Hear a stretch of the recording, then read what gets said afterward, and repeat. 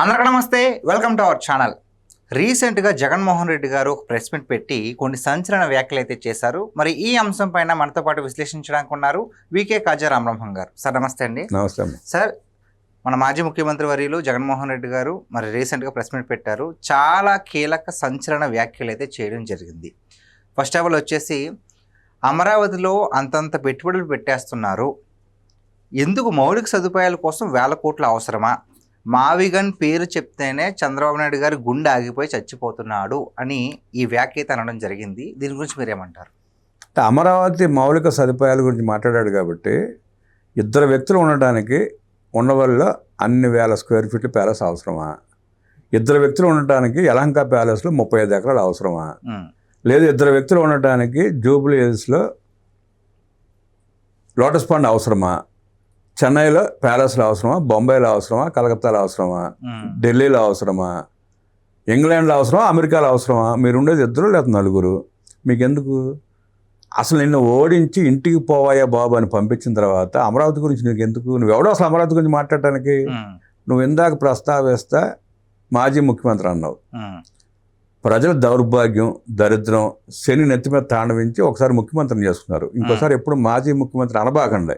Pulivendula MLA మాత్రమే.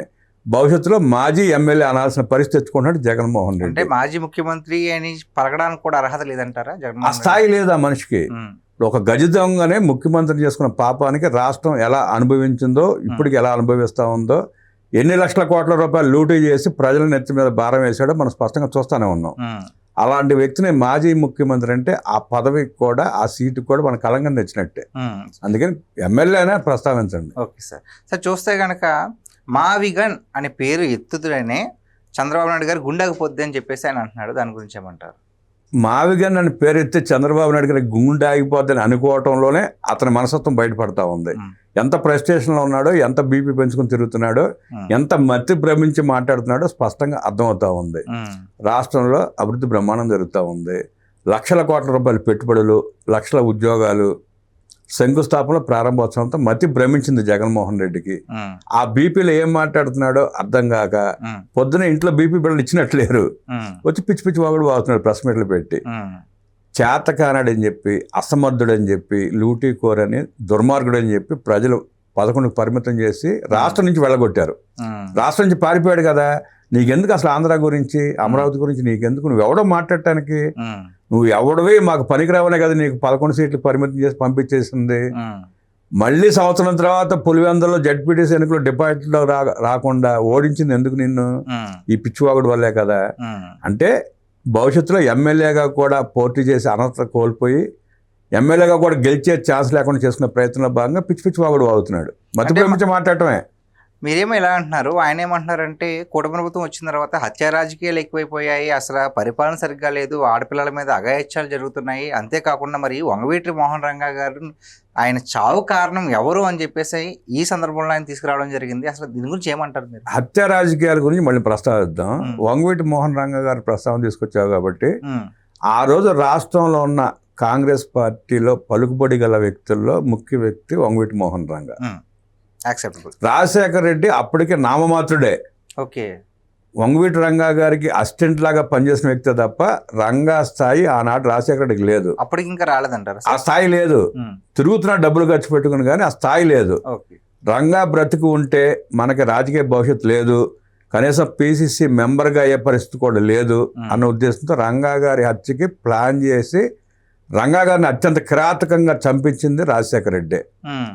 ఎవరి చేత అయితే చంపించాడో, ఎవరి చేత చంపించాడని చెప్పి ప్రజలు అనుకున్నారో, ఎవరు చంపారనుకున్న కేసులు బుక్ చేశారో, కేసులు పెట్టారో, రంగా కుటుంబం ఆరోపించిందో అదే వ్యక్తికి తన ఇంటి పక్కన జూబ్లీ హిల్స్లో 5 ఎకరాలు 5 ఎకరాలు సుమారుగా ఇవాళ 1500 కోట్లు చేస్తుంది ఖరీదు. పేరు ప్రస్తావించవచ్చు అంటారా వద్దంటారా? పేర్లు ఎందుకులే, పేర్లు ప్రస్తావిస్తే మళ్ళీ వాళ్ళు హాస్పిటల్లో చేరే పరిస్థితి వస్తుంది. 5 ఎకరాలు కట్టబెట్టి, ఎందుకు కట్టబెట్టావు నువ్వు? రంగా హత్య గురించే కదా. ఆ సుఫారీని కదా అది 5 ఎకరాలు. వాడు ఆ కుటుంబం అనుభవిస్తుంది కదా. వాడు అనుభవించిన వాళ్ళు ఆ రోజు రంగా గారిని చంపి ఎవరైతే మీరు అందరూ అల్లరి చేసి ప్రచారం చేశారో ఆ కుటుంబం నీ పక్కనే ఉంది కదా, నీ కొడుకు పక్కనే ఉంది కదా. ఇప్పుడు జగన్మోహన్ రెడ్డి వస్తే హాయ్ బాయ్ అని చెప్పి చంకలెగర తిరిగేది వాడు ఆళ్లే కదా. మరి రంగా గారి గురించి ఎందుకు ప్రస్తావన? ఉమ్, రంగా గారిని చంపిన కుటుంబంలోని వ్యక్తులు నీ పక్కన పెట్టుకుని నువ్వు రంగా గారి హత్య గురించి ఎందుకు మాట్లాడతావు? అంటే నీ తండ్రిని ఇంకా దుర్మార్గుడిగా చిత్రీకరించి ప్రజలు అలరపాలు చేయాలని చూస్తున్నావా ఉమ్. అని రేపు షర్మిల అడుగుద్ది, ఇబ్బంది ఏం లేదు. సో చూస్తే కనుక మరి హత్య రాజకీయాల సంగతికి వస్తే ఏం చెప్తారు? హత్య రాజకీయాలంటే డ్రైవర్ సుబ్రహ్మణ్యాన్ని హత్య చేసి డోర్ డెలివరీ ఇవ్వటం హత్య రాజకీయం. డాక్టర్ సుధాకర్ని చంపి రోడ్డు మీద ఈడ్చి పోలీసుల చేత నానా ఇబ్బందులు పెట్టించడం హత్య రాజకీయం. ఉమ్, అమర్నాథ్ గౌడ్ని పెట్రోల్ పోసి తగలబెట్టించి కేసులు కూడా రాకుండా మాఫీ చేయడం హత్య రాజకీయం. చంద్రయ్య పీక కోసి చంపి తెలుగుదేశం పార్టీ కాదు జై జగన్ అని అనమని నియంత్రితంగా దారుణంగా హింసించడం హత్య రాజకీయం. అవి హత్య రాజకీయాలు అంటారు. ఉమ్. ఇవాళ హత్య రాజకీయాలు ఏం జరుగుతున్నాయి రాష్ట్రంలో? అంటే ఆయన పర్టికులర్ ప్రజలు ప్రశాంతంగా తమ జీవనాన్ని కొనసాగిస్తున్నారు.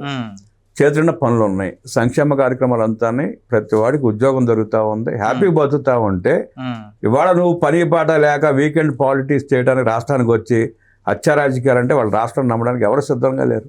అంటే ఆయన ఒక మాట అన్నారండి. ఆయన ఏమన్నారు? స్వయానా చంద్రబాబు నాయుడు గారి వియ్యంకుడైనటువంటి మరి బావమరిది అయినటువంటి బాలకృష్ణ గారి గురించి ఇప్పుడు నేను అడుగుతున్నాను, ఈ వేదికగా అడుగుతున్నాను, మీరు హత్య రాజకీయాలు చేయలేదా? మీ ఇంట్లో ముగ్గురిని చంపేయలేదా? మీ డ్రైవర్ని బండకేసి కొట్టేసి చంపేయలేదా అని చెప్పేసి మరి డైరెక్ట్ స్టేట్మెంట్ ఇచ్చేయడం జరిగింది.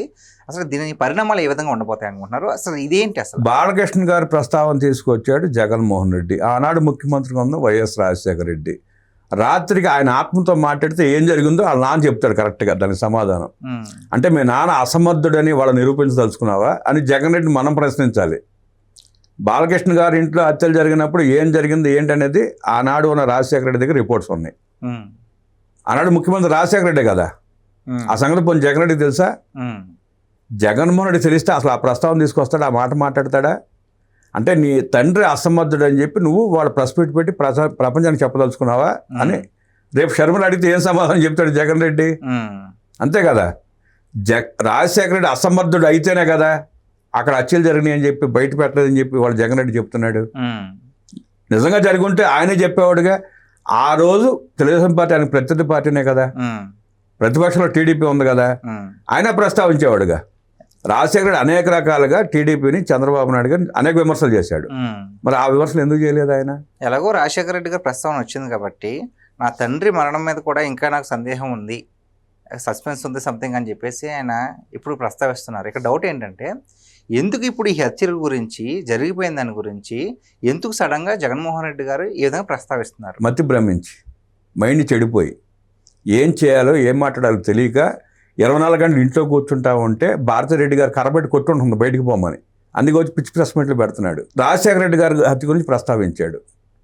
ఎవరి మీద నువ్వు ఆరోపణలు చేసావు? రిలయన్స్ మీద ఆరోపణలు చేసావు. నువ్వు ముఖ్యమంత్రి అయినాక ఏం చేసావు? పరిమళ నత్వానికి రాజ్యసభ ఇచ్చావు. ఎందుకు ఇచ్చావు?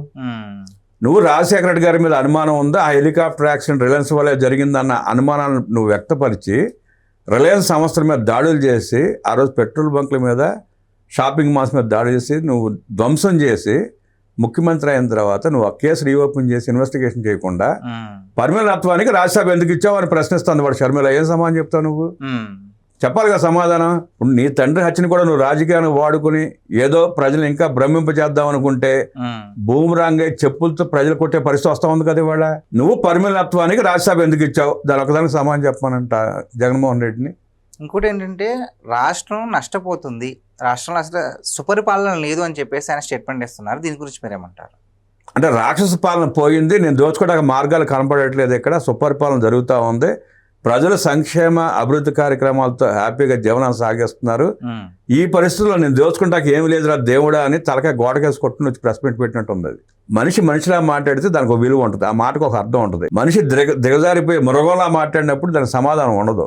ఏ సమాధానం ఉంటుంది? ఆయన విదేశీ పర్యటనకి వెళ్ళొచ్చి కూడా చాలా రోజులు అవుతుంది కదా సార్. ఇప్పుడు దాకా అంటే ఎప్పుడు కూడా వెళ్ళొచ్చినట్టే ప్రెస్ మీట్ పెడతారు. ఈ టైం గ్యాప్ ఎందుకు తీసుకున్నారంటారు? ఈ సమాచారం అసలు ఏముంది ఇక్కడ ప్రెస్ మీట్ పెట్టి నువ్వు మాట్లాడడానికి? నువ్వు అనర్హుడివి, ముఖ్యమంత్రిగా పనికిరావని ప్రజలు తిరస్కరించారు. కనీసం ఎమ్మెల్యేగా కూడా పనికిరాని స్థాయిలో దిగజారిపోయావు నువ్వు. అసెంబ్లీకి వచ్చి మాట్లాడలేని పరిస్థితి. అసెంబ్లీకి వచ్చి మాట్లాడితే ఎక్కడ నువ్వు మద్యం స్కామ్ చేసి చీప్ లిక్కర్ తయారు చేసి అమ్మే 32,000 ప్రాణాలు తీశారని చెప్పి నిలదీశారని భయంతో రాట్లా. 2 లక్షల మందిని ఆసుపత్రులు పాలు చేసి మంచాలకు పరిమితం చేశామని చెప్పి ప్రశ్నిస్తారని చెప్పి రాట్లా.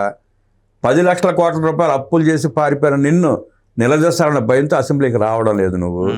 ఇంకేమైనా ప్రెస్ మీట్ పెడతాడు? ఇవాళ సుమారుగా ఇప్పటికి 23 మాసాలు 23 లక్షల కోట్ల రూపాయలు పెట్టుబడులు వచ్చినాయి. 10 లక్షల కోట్ల రూపాయల పెట్టుబడులకు శంకుస్థాపనలు జరిగినాయి. రేపు ఎల్లుండో సోలార్ ప్రాజెక్ట్ ఒకటి 11 నెలల్లో రికార్డు సమయంలో పూర్తి చేసుకుని రేపు ప్రారంభోత్సవం జరుపుకుంటా ఉంది.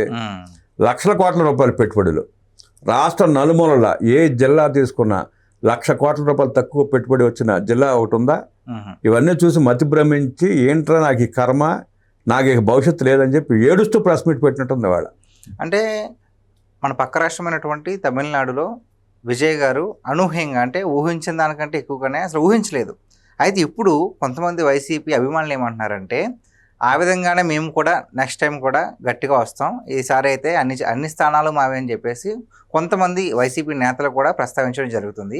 ఇప్పుడు మరి జగన్మోహన్ రెడ్డి గారు ఈ చేసినటువంటి కామెంట్స్కి దానికి లింక్ చేస్తే కనుక అసలు ఏ విధంగా ఉండబోతుంది రాజకీయ జీవితం జగన్మోహన్ రెడ్డి గారు? ఇప్పుడు తమిళనాడులో విజయ్ రాజకీయాల్లోకి వచ్చాడంటే అతను క్లీన్ మ్యాన్, ఇంతవరకు ఆరోపణ లేదు, ఇప్పుడు రాజకీయాల గురించి మాట్లాడలా, రాజకీయ ప్రస్తావన చేయలే.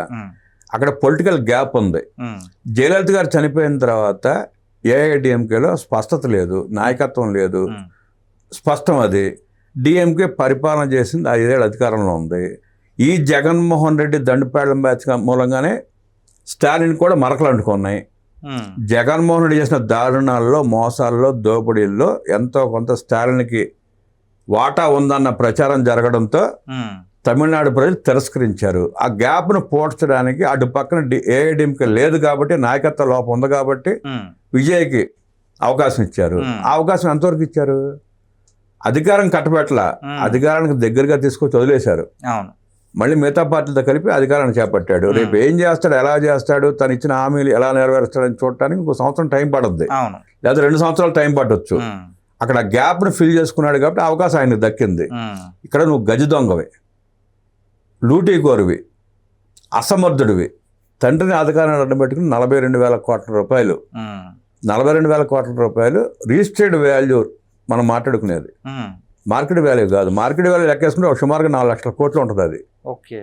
జగన్మోహన్ రెడ్డి దోచుకుంది 40,000 కోట్ల రూపాయలు సిబిఐ సీజ్ చేసిన ఆస్తులు మనం మాట్లాడేది. 11 సిబిఐ కేసులు, 7 ఈడీ కేసులు, 30 క్రిమినల్ కేసులు పెట్టుకున్న దుర్మార్గుణ్ణి మళ్ళీ ప్రజలు అవకాశం ఇస్తారా? అది కాకుండా తాను ముఖ్యమంత్రిగా పనిచేసిన 5 ఏళ్లలో 10 లక్షల కోట్ల రూపాయలు లెక్కలు లేకుండా దోచుకున్న వ్యక్తిని మళ్ళీ తీసుకొచ్చి పెట్టుకుంటారా? 32,000 మంది ప్రాణాలు తీసిన వ్యక్తిని ఎవడన్నా క్షమిస్తాడా? 2,50,000 మందిని, 2,50,000 కుటుంబాలని రోడ్లో పాలు చేసి 1,50,000 మందిని మంచాలకు పరిమితం చేసిన వ్యక్తిని, దుర్మార్గుడిని, నయవంచకుడిని ఎవరన్నా తెచ్చుకుంటారా? ఇవన్నీ ప్రజలు అడుగుతున్న ప్రశ్నలు. జగన్ రెడ్డి చెప్పడం కాదు, జగన్ రెడ్డి దిక్కుమాలిన మాటలు చాలా మాట్లాడతాడు, దిగజారిపోయి చాలా మాట్లాడతాడు. తానేదో చంద్రబాబు నాయుడు గారి గురించి మాట్లాడితే తన స్థాయి ఏదో పెరుగుద్ది అనుకుంటున్నాడు, కానీ రోజు రోజుకి దిగజారుడు అనుకుంటే అంతకంటే ఎక్కువ దిగజారుతున్నాడు. ఆ స్థాయికి చేరిపోయాడు జగన్మోహన్ రెడ్డి. చూసారు కదండి, కేవలం తన రాజకీయ ఉనికిని కాపాడుకోవడానికి మాత్రమే జగన్మోహన్ రెడ్డి గారు ఇప్పుడు సమయం సందర్భం లేకుండా ఇటువంటి ప్రెస్ మీట్లు పెట్టి ఏదో మొత్తానికి మేము ఉన్నాం కదని తెలియజేసుకోవడానికి ఈ విధంగా మాట్లాడుతున్నారు అని చెప్పేసి కాజా రామబ్రహ్మం గారు చెప్తున్నారు. మరి ఈ వీడియో పైన, ఈ అంశం పైన మీ విలువైన అభిప్రాయాన్ని కామెంట్ రూపంలో తెలియజేయండి. Thank you so much.